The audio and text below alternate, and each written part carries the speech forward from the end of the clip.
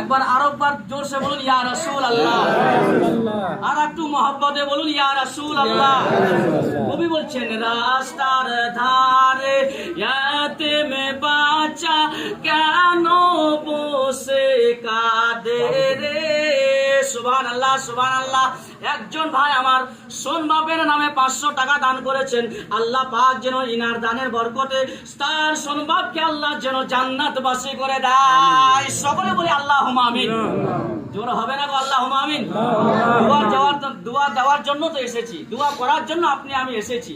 বেরাদার মুহাসসিস সামনে কিরাম কবি বলছেন রাস্তার ধারে ইয়াতিম বাচ্চা কেন বসে কাঁদে রে। আরশের পায়া হিলে রে, আরশের পায়া হিলে